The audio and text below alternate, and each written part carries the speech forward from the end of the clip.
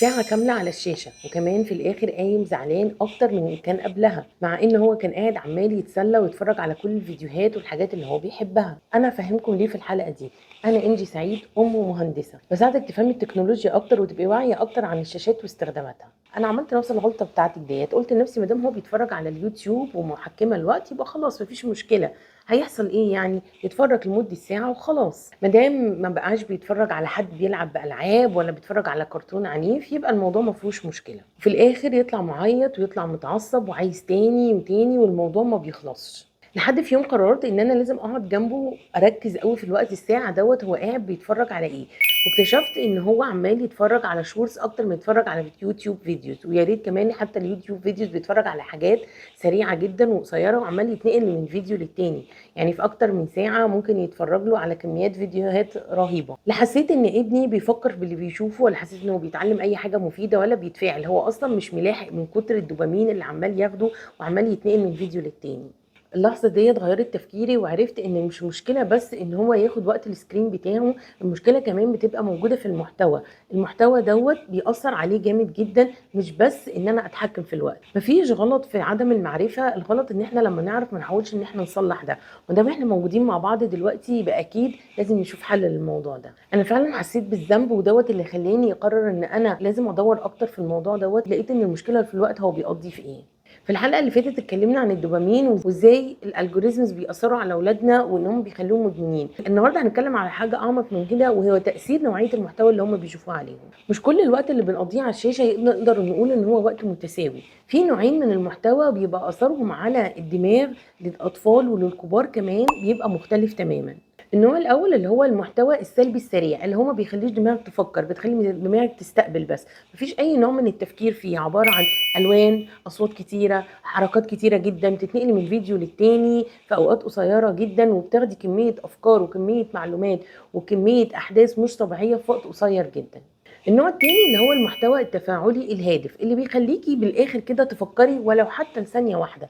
بيبقى فيه تفاعل، فيه قصه، فيه بدايه، فيه نهايه، فيه مسج، فيه رساله عايز ان هو الفيديو يوصلها لك، وفي معلومات فعلا بجد بتبقى كتير مفيده. الاكاديميه الامريكيه لطب الاطفال في اخر تقرير ليها في 2026 قالت كلام مهم جدا، وده مش رايي ولا كلامي، ده كلام اكبر جمعيه طب اطفال في العالم. ان المنصات دي صممت علشان الطفل لما يدخلها ما يقدرش ان هو يخرج منها، مش علشان انها تفيده او ان هي تقدم له حاجه مفيده. بس اهم حاجه ان التغيير نقدر ان احنا لسه نعمله. اذا كان سنك كبير، صغير، مراهق، تقدر ان انت تكسر الدايره ديت بمنتهى السهوله. لو حسيتي ان الكلام ده بيلمسك وبيوصف حالتك وحاله اطفالك، يا ريت تعملي له لايك وشير علشان يوصل لام تانية محتاجه ان هي تسمعه.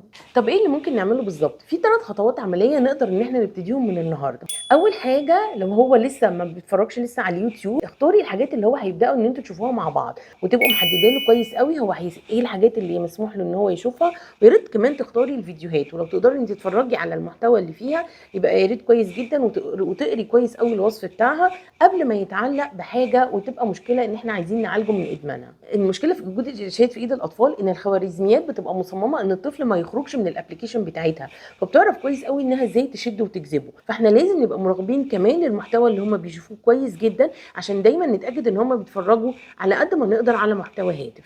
الخطوه ديت مش بتاخد وقت، حوالي 5 دقائق بس تقعدي معاه تتفقوا سوا ايه الحاجات اللي هو هيشوفوها. تقدري بسهوله تشوفي في الهيستوري الحاجات اللي هو شافها ايه، وكمان التوقيت بتاع حلقه الفيديو عامل ازاي، وتقدروا ان انتوا تتفقوا ان الحاجات ديت هو بس اللي هيتفرج عليها النهارده. انت اللي بتختاري وبتتحكمي، مش الاوتو بلاي هو اللي بيختار. انت اللي بتقولي له هي ديت الحاجات اللي احنا هنتفرج عليها بس. ولو قالك ان هو في حاجات معينه عايزها، او لو متعود ان في حاجات معينه ان هو عايزها يتفرج عليها، يبقى لازم تبتدي تشوفي الحاجات اللي هو بيحبها وبيتفرج عليها دي فيها ايه، او المحتوى بتاعها ايه. لو حاجات سيئه لازم تتكلمي معاه ان ما ينفعش ان احنا نتفرج عليها. ولو حاجات نص نص ممكن ان احنا نسمح له بحاجه انه يتفرج عليها من الحاجات اللي هو بيحبها، ونحاول ان احنا نختار حاجات يكون الوقت بتاعها قليل. المهم ان هو يبقى عارف انك عارفه ان هو بيتفرج على ايه، وانت كمان تبقي عارفه هو بيتفرج على ايه. انك تعرفيه الحاجات الصح من الغلط والحاجات الوحشه والحاجات الكويسه، مهم جدا انه يعرفها منك قبل ما يعرفها من التليفون. الخطوه الثانيه، الاطفال ما بتفهمش كلمه محتوى هادف، بس ممكن يفهم قصه، ممكن يفهم كرتون لذيذ، ممكن يفهم ان في مسج من الحاجه اللي هو بيتفرج عليها، ودوت هيعرفه من خلال الاسئله اللي انت هتساليها له بعد ما يتفرج. اتعلمت ايه النهارده؟ ايه اللي كان حلو النهارده في الفيديو؟ في حاجه جديده اتعلمتها من الفيديو النهارده؟ في حاجه شفتها نقدر ان احنا نعملها مع بعض بعد ما اتفرجت على فيديو النهارده؟ الاسئله دي هتخليه دايما يرتبط ان الحاجه اللي بيتفرج عليها فعلا بجد تكون مفيده ليه، لان هيبقى مستني انك تساليه علشان يجاوبك هو اتعلم ايه او عمل ايه حاجه جديده، وتبتدوا انتوا تتناقشوا وتفتحوا مجالات للكلام في الموضوع ده. عشان حتى لما يشوف فيديو ما يحسش ان هو اتعلم حاجه منه، تقدري انك برضو تساليه انت حسيت ايه من الفيديو ده؟ انت حسيت ان انت اتعلمت حاجه منه مفيده؟ وايه الحاجه اللي انت اتعلمتها منه؟ لما يحس ان هو فيديو فاضي ما اتعلمش منه حاجه، مع الوقت هيفهم ان هو ده المحتوى اللي مش هادف. والخطوه دي من اهم الخطوات، لان دوت طفل كده بيقدر انه يبني وينمي عنده ايه الوعي الرقمي، ازاي ان انا استخدم الشاشه في الاتجاه الصح وانها تفيدني وتنميني. والموضوع دوت مش انا وانتي بس، ده في ام لسه مكلماني ابنها عنده 7 سنين ومدمن على اليوتيوب، ورغم ان هي بتسيب له الموبايل لمده ساعتين في اليوم، لكن الولد بيطلع بعدها زعلان ومقريف وعصبي، وما بتحسش ان هو قضى وقت لطيف يعني زي ما هو كان نفسه فيه وبيزن عليه، لا بالعكس ده طالع منه متنكد اكتر ومتضايق اكتر. ولما سالتها طب انت دخلتي على الهيستوري وشفتي هو بيتفرج على ايه؟ قالت لي لا، وخليتها تدخل عليه وشافت انه فعلا اكتر الحاجات اللي بيتفرج عليها فيديوهات قصيره جدا، والحركه فيها سريعه جدا، والالوان فيها كتير جدا، غير طبعا كميه الشورتس الرهيبه اللي هو بيتفرج عليها. ودوت طبعا اللي بيخليه فعلا بجد بيتعصب، وبيخليه فعلا بجد في حاله مش طبيعيه، وبيخرج مش حاسس ان هو مبسوط باي حاجه هو عملها، هو عايز يفضل على طول في الدايره دي، لا بتسعده ولا عارف انه يخرج منها.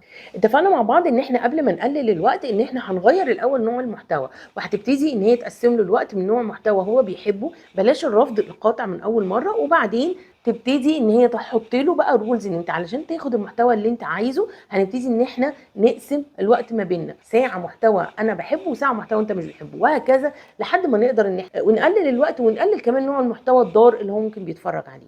لما كلمتها بعد اسبوع قالت لي الحقيقه انا فعلا بجد حاسه بتغيير، حتى لو مش تغيير لمساه 100%، بس حاسه ان هو مش زي الاول. وفعلا فكره ان احنا نتكلم مع بعض في اللي هو اتفرج عليه فرقت معاه جامد جدا. ده مش عناد ولا دلع، الابحاث بتقول ان الطفل اللي اتعود على الدوبامين الكتير جدا وان هو يتنقل بمحتوى سريع بالشكل دوت بيبقى تفكيره بطيء جدا لما تيجي تديله حاجات عاديه ان هو يعملها.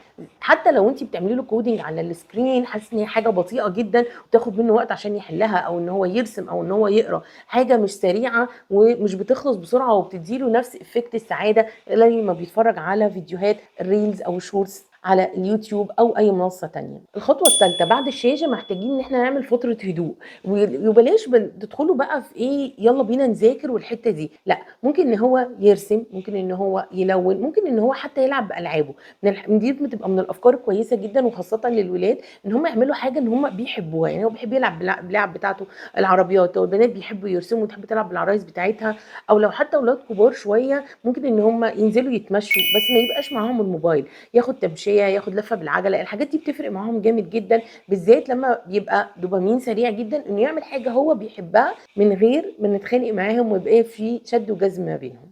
وده سر اللي ناس كتيره جدا بتفوته، حتى ولو ربع ساعه او تلت ساعه كافي جدا، مش لازم بعدها على طول يبقى ندخل في نوم ولازم بعدها على طول ندخل في مذاكره، لا بلاش الحته دي. ليه؟ لان ببساطه دماغه لسه مش قادره، دماغه لسه اكتف جدا وهايبر جدا من كميه الحاجات اللي هو شافها، حتى لو هي هادفه، بس برضه هو اتفرج على حاجات كتيره جدا من السكرين شدته، فبيبقى حاسس ان هو مش في مود نوم او مذاكره. مع الوقت هيبقى اتعود وعارف متوقع كويس قوي اللي هيحصل بعد الشاشه من غير خناق ولا صريخ ولا اي حاجه، هو هيبقى متعود ان بعد الشاشه ان هو هيعمل حاجه تانية برضه هو بيحبها، بس هتدخله في مود تاني وتكسر من مود الشاشه ان احنا اتحولنا لمود تاني. وكمان المحتوى الهادف هيفرق معاه جدا انه يقدر يتنقل من المرحله دي للمرحله دي بمنتهى السهوله. الموضوع بس عايز صبر. حاجه اخيره، النظام الهندسي اللي تصمم بيه الالجوريزمز دوت علشان يفضل الطفل او الشخص اللي ماسك الموبايل جوه الابلكيشن وما يخرجش منه، هو ده هدفهم وده الربح الحقيقي. مش فهو مش فارق معاه ان هو يوري له الفيديو الافيد او اللي هينميه، هو اللي فارق معاه ان هو يفضل اطول فتره ممكنه كده فاتحين الابلكيشنز بتاعته. عشان كده اهم اداه تعمليه دلوقتي ان انت توقفي الاوتو بلاي في اليوتيوب لو ابنك بيتفرج على اليوتيوب كتير، وكمان دلوقتي شورتس نزلت ان انت تقدري توقفي الشورتس تماما انه ما يتفرجش عليها، او غير ان انت ممكن تحددي طبعا انت ممكن تقفلي تماما انه ما يتفرجش على شورتس خالص. ان احنا احنا نفعل الحاجات دي بتخلينا تساعدنا ان احنا نتحكم في التكنولوجيا، مش ان احنا نحرمه منها او ان احنا نبقى بعيد عنها. لا، احنا نستخدم التكنولوجيا بس باسلوب واعي واسلوب يناسبنا، مش اسلوب يدمر ولادنا. اتكلم بصراحه، اكيد هو مش هيقبل كل الاوضاع واكيد هيصرخ وهيطلب دايما الفيديوهات اللي هو بيحبها وعايز يتفرج عليها، وهيبقى دايما في خناق وصدام بالشكل ده. فمش هتستسلمي ومش هتديله اللي هو عايزه. كل طبيعي، لازم تتكلمي معاه كتير، دايما اللي بقول عليه في كل فيديو، لازم نتكلم معاهم عن اخطار الموضوع ده، لان كل ده طبيعي، واللي اتبنى في ايام وليالي مش هيخلص فجاه. في لسه امهات بتبتدي الموضوع فهيبقى الموضوع بالنسبه لها سهل من البدايه، هي دي الرولز. وفي الامهات دلوقتي اللي ولادهم في وضع ادمان. مفيش حد غلط وحد صح، احنا عايزين ننصح الكل كلنا في الموضوع ده مع بعض، وكلنا بنعاني مهما كنا حاطين رولز. برضو كل ما بيكبروا الوضع بيتغير، والعناد وضغطهم علينا بيبقى ازيد اكتر واكتر. ما تستسلميش. الغلط مش ان ولادنا بيتفرجوا، الغلط ان احنا نبقى عارفين ايه الحلول وما نعملهاش.